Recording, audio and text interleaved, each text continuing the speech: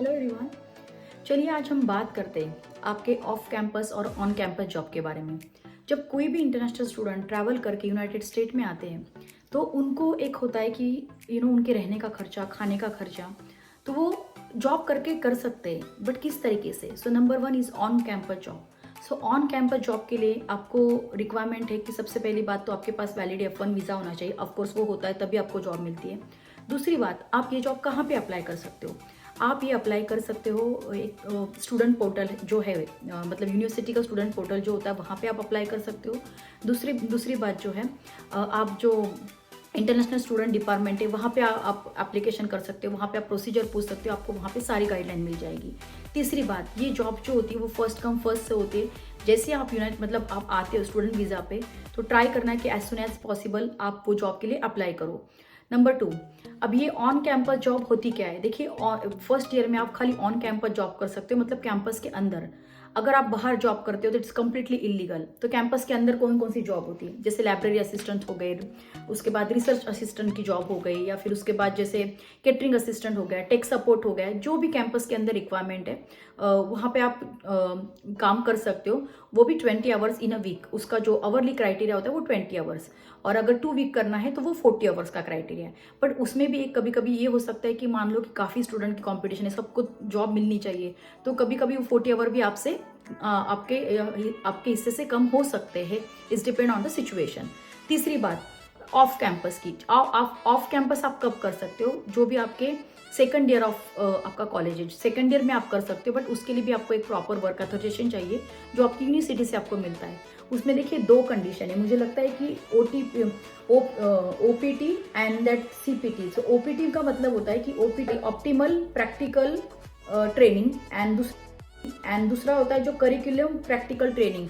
इससे आपका work permit आपको मिलेगा या फिर वो अथोराइज होना चाहिए, तभी आप ऑफ कैंपस जॉब कर सकते हो। और उसमें भी जैसे मान लो कि आपका मेजर क्या है, जैसे सेकेंड ईयर में आपका मेजर जैसे है कंप्यूटर साइंस है या फिर मैथ है, तो आपको कंप्यूटर साइंस से रिलेटेड कंपनी जैसे इंजीनियरिंग कंपनी होगी, वहाँ पे आप इंटर्नशिप कर सकते हो, या वहाँ पे आप ऑफ कैंपस जॉब कर सकते हो।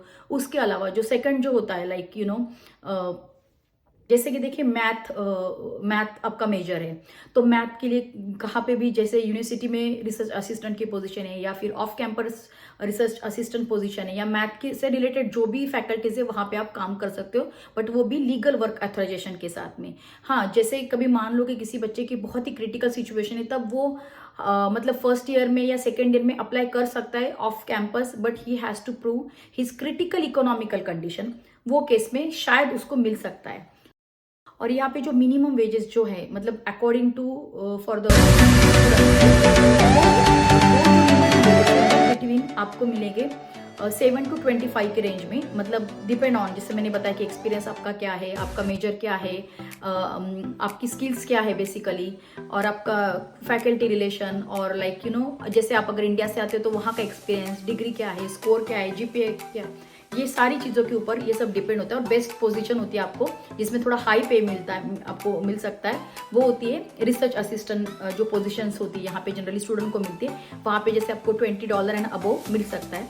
रही फुल टाइम जॉब की बात, जब आपको कंप्लीट वैकेशन होते हैं, राइट, जैसे समर वैकेशन हो गया, तभी आप 40 आवर्स वीक ऐसे यहाँ पे काम कर सकते हो।